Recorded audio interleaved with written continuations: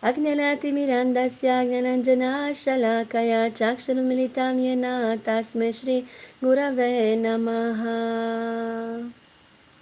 Again, we are asking that our mind gets open and our eyes get open with the collidium of knowledge, ajnana, that the Guru is giving. So this we have today, this is why we have today the Bhagavad Gita from our Guruji, from Swami Vishwananda, with the comments. Very easy to carry everywhere because it's so small. And you can put your notes inside. Don't write on it because it's Bhagavan. Okay, it's a murti. Okay, it's a murti. It's not just a book. But you can have nice papers. You can put it, for the ideas that you want. Like when we were studying in our courses, we took different subjects, different topics of the Bhagavad Gita.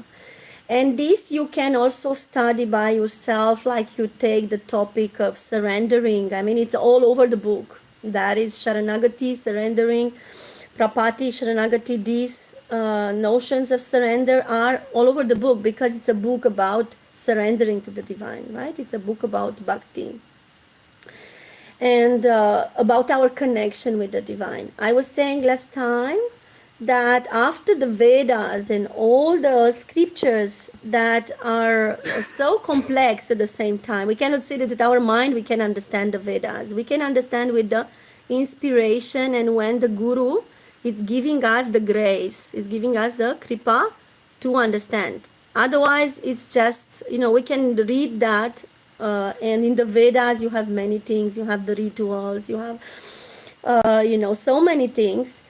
And we don't feel this connection with the divine. But Bhagavad Gita, it's a book of bhakti. It's a book of connection. We will see later Srimad Bhagavatam coming. That is like the next level of bhakti. When Vedavyasa was not satisfied of what he wrote, and he said, I don't feel I gave the maximum.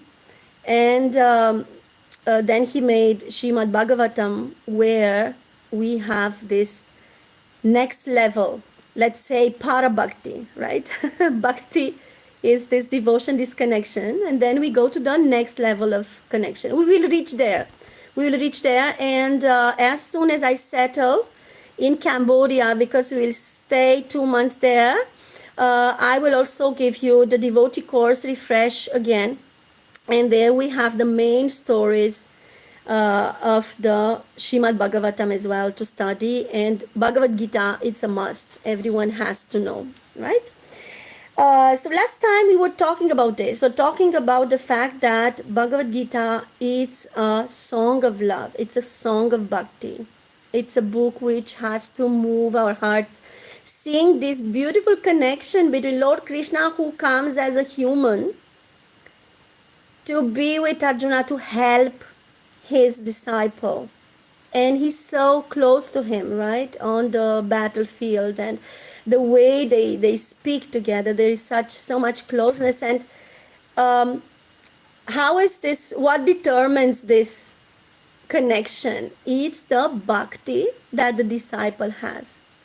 And now we are still at the beginning, so we just restart Bhagavad Gita. as Guruji was saying, it's not a novel. It's not a novel to read one time. It's something that you have to read every day, and every day you rediscover it. This is the beauty of Bhagavad Gita. So this is why we are soaking our mind. He said, yeah, soak yourself in it. I think I have it's just the beginning of the book. You have the quote.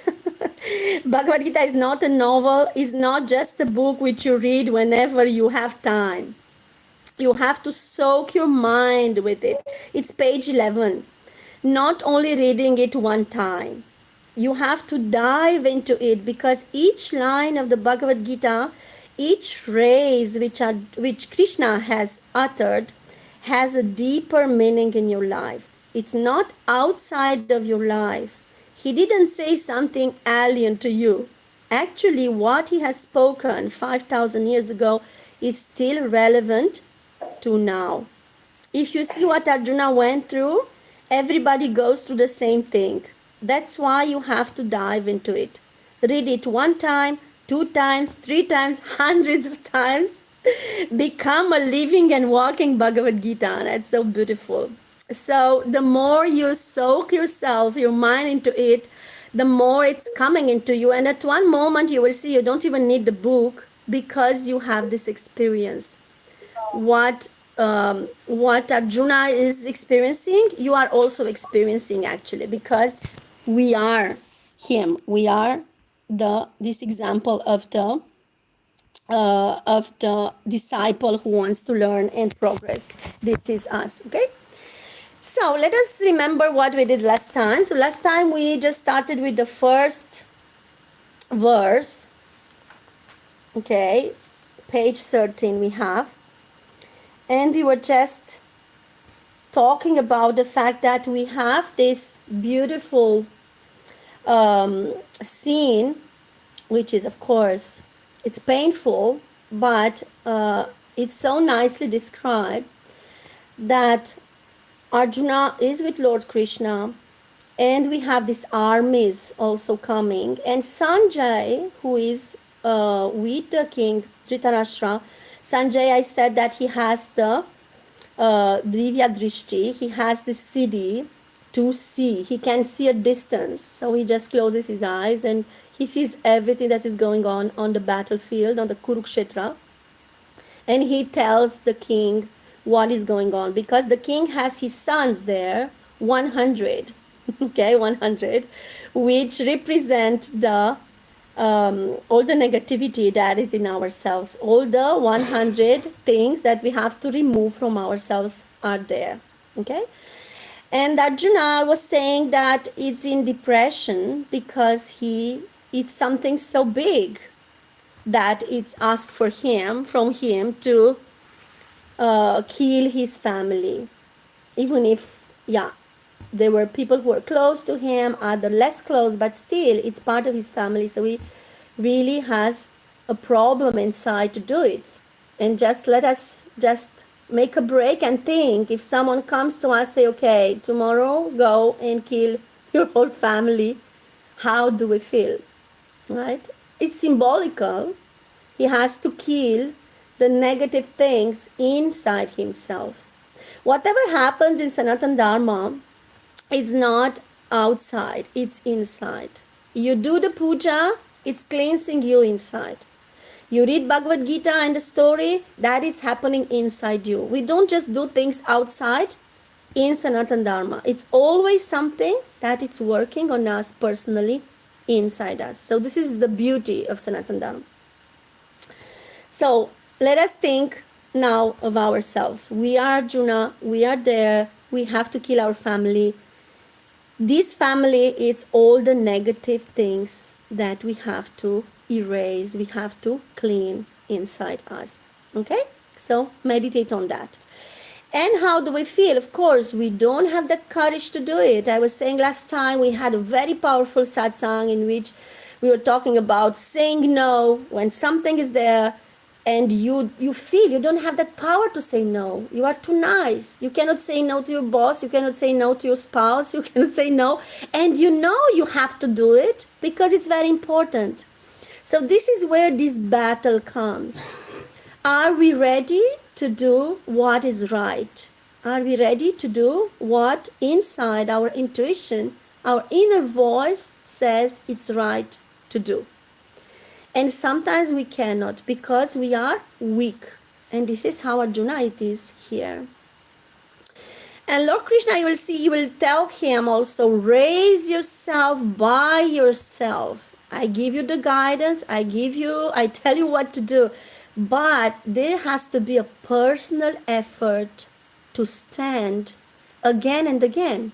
Okay, it's really a battle. Life is like this. You fall, you have to stand, you have to again to start things or continue the things where you left them. Okay, so let us read again. I was saying that we will start reading and also learning some verses. So we'll just read the first verse of the chapter 1 and the last verse of chapter 1. Okay, so like this and in between we will start studying deeply. I encourage you to get the book and start reading the commentary and the translation, and then we will see for the pronunciation of the verses and to go on. Okay, so page 13, Dhritarashtra's inquiry. Dhritarashtra uvacha dharma kshetre kurukshetre samavetayuyotsavaha mamaka pandavascheva kim akurvata Sanjaya. Dhritarashtra says, O Sanjaya, after they gathered on the holy field of Kurukshetra, being eager for battle, what did my sons and the Pandavas do? And then we have the description, the warriors are introduced, and we will see one by one. We will talk about the characters also, that because so many people are there, so many characters are there, names also. So we have to, I will support you, especially for our course, of devotee course. Let me cut some mics here. People arrive and we have to cut some mics. Okay, so I will support you to have a clear mind map of the characters, because you have to know these characters. The names of the Pandavas and some names of the Kauravas, you have to know, okay? Okay, so Krishna is introduced, the conches are blowing. Then we see what is happening between the two armies, because the chariot with Arjuna and Krishna is in the middle.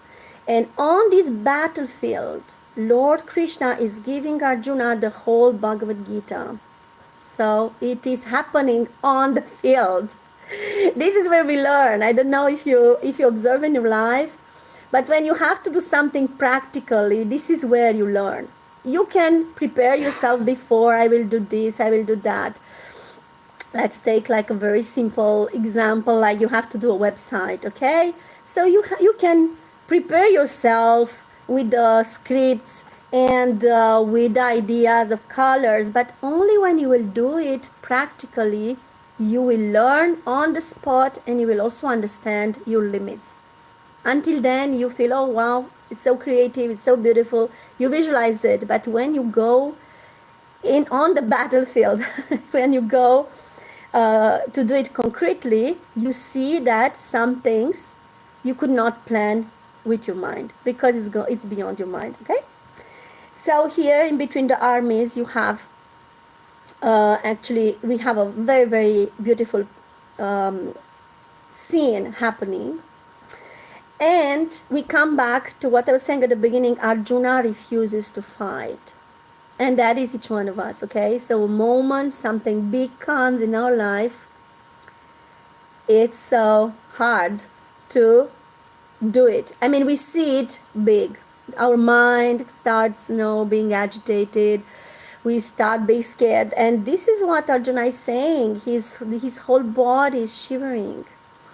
His limbs are leaving him. The power is leaving him. And he just talks and talks. If you see at the beginning, you have the whole first chapter is a monologue. He's speaking and speaking, and he's speaking about what he cannot do. And he is like into that negative dialogue. I cannot do it. I cannot do it. I'm weak. I don't have strength. And again, this is every one of us. Whenever we have to go to next level of ourselves, come out of our comfort zone, there is an obstacle, inner obstacle. And we find all excuses. I cannot do this. I cannot do that. I have people writing me, oh, I want to come abroad to get work there. Come on, guys, it's so difficult to live abroad. Stay where you are, have your Indian food. Otherwise, you have to have like frozen Indian food from the shops. It's so hard. People think that just like coming to another country, money, it's, like it's raining with money. And it's not so easy. I'm just saying, because I know that many Indian people will watch this. That is an example. So don't think things are so easy. If you are not responsible in your country to search for work and do the maximum, don't think you just go somewhere and everything is just like falling on you. So usually people come and actually they are living less in less good condition than in their country. Sometimes we are blessed. We are when we are going to this. Now I'm talking to Europeans. When we are going into in India, Cambodia, these hot countries. I mean hot compared to our countries. We are so blessed actually because life is easier, because the climate is easier, it's more mild. Okay, there can be also heat, but heat is also in our countries now with this, the whole planet is disturbed. So but it's easier in many from many points of view. Now this is not the subject of today's satsang, but just be blessed to be where you are. And same when we go to live in other countries, we also have to come out of comfort zone, adapt ourselves, and yeah, face heat and mosquitoes and other things. So on both sides. So let's come back to personal responsibility. It's not about where you go, what chance you have in life, but if you are not responsible, you don't do the maximum where you are, you cannot expect that suddenly the doors are opening somewhere to make you come there. Okay, so start being very responsible, very committed where you are. Have good values.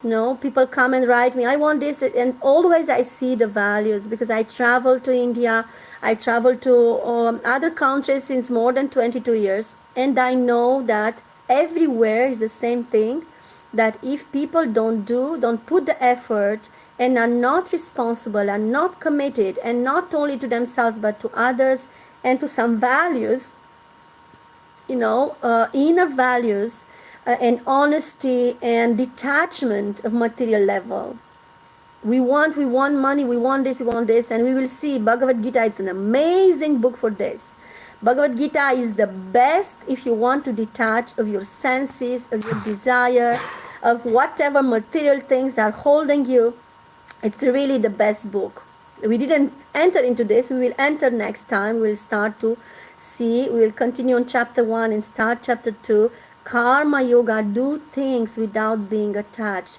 Do things without having fear that you will not have enough. I tell you, Bhagavan is providing. You have to cross some fears, and sometimes in some days you are at the point where you don't know exactly if you will have food, if you will have money, if you will have job, if you have this. But if you are strong enough, you can have patience and you continue to pray, you will succeed. I tell you, he's always watching you and providing. Okay, so this is where Arjuna also doesn't see what is beyond, and we will see together when we reach there that actually all these negative characters are already dead because their karma is so negative that they are destined to die. It is written, but he doesn't know at this point of the story that actually the whole family, this all negative clan, negative bunch of people will actually die. So if he would have seen this, he would not have been worried at the beginning. But this is the beauty of the book, because he has to make the effort to surrender himself and to accept whatever Lord Krishna says. Lord Krishna says, go and fight. You are a kshatriya, he's a warrior. This is also funny. It's actually his dharma to fight. He came with the dharma, with the destiny to fight, and he is actually so scared to fight. He's not incarnating his dharma. And maybe many of us, in our life, we are doing some other things than what we have to do. Think of where you are, what you would like to do, and what you do today. And today, because it's Monday and it's also Bholenath Day, Shiva Tattva, just make an intention. In the previous video live, I worked on this, setting the intention today, so that you find your dharma. That is the best, to know what you have to do on earth and to do it after, to be able to do it. Okay, so Arjuna refuses to fight, and not only this, but he goes until throwing his bow and arrows aside at the end of the chapter saying, no, I will not fight. Whatever you say, okay, but I will not fight. Okay? So very, very interesting. So we say, Sanjaya says, having spoken these words, on the battlefield, Arjuna threw aside his bow and arrows and sat down on the seat of his chariot, his heart overwhelmed with grief. So actually he feels a lot of pain inside of not being able to do it. So let's think of us again and again. Let's meditate on ourselves. How many times we are into that powerlessness space. It's like you cannot see an issue. You are kind of blocked there, but that block is in your mind. Actually, you are not blocked anywhere, but this is how your mind and your whole system interprets this. No, I cannot do it. No, this is beyond me. And I decide I will not do it. Whatever someone says, and friends will come, will say, no, you can do it. You have the qualities. Family will come, but who will believe family? Mother and father loves us and they want us the best. So we know that sometimes they always exaggerate, right? But still, we are entertaining that ourselves as well. That is interesting to see. So we came like up to verse 47. So I gave you the first verse of the chapter, and we are at the last verse of the chapter, when he just cannot fight, and the whole chapter is around this. Okay, we are calling this chapter the depression of Arjuna. He is the moment where he is the more powerless. I mean, the way he sees himself. Okay, we will see that this will evolve, and hopefully it evolves. Otherwise, the book would not have a sense. And you see, it will evolve during 18 chapters. So Arjuna himself needed this time of ups and downs, questions and answers, to understand what is surrendering and to leave that surrendering experience in chapter 18. That is the most beautiful part. But we need to do all this process to reach there. Okay? So let us close our eyes and meditate now on ourselves as being Arjuna, and on the fights we have to meet in our life, we have to accept in our life. Just focus on this. And visualize you let go. Take a big inhale and exhale and let go.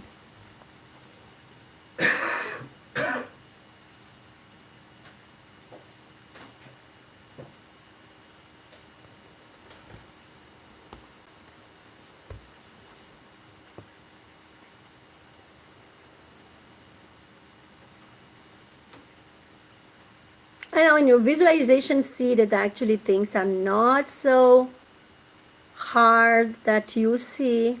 Don't be so hard with yourself.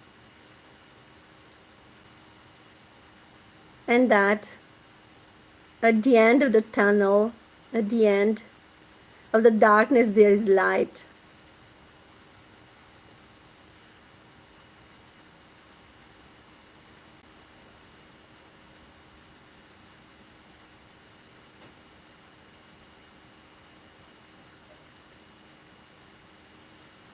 Asato ma sadgamaya.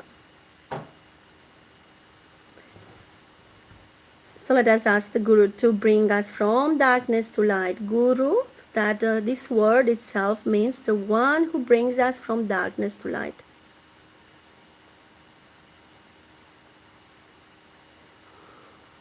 Let us sing this mantra together. Asato ma sadgamaya. Tamaso ma jyotirgamaya.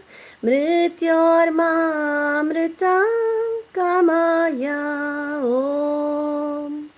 Shanti, Shanti, Shanti. Shri Gurubhyo Namaha. Hari Om. Prem se bolo Sadgurudeva Shri Vishwananda Mahaprabhu ki Jai. Have a nice day and see you soon.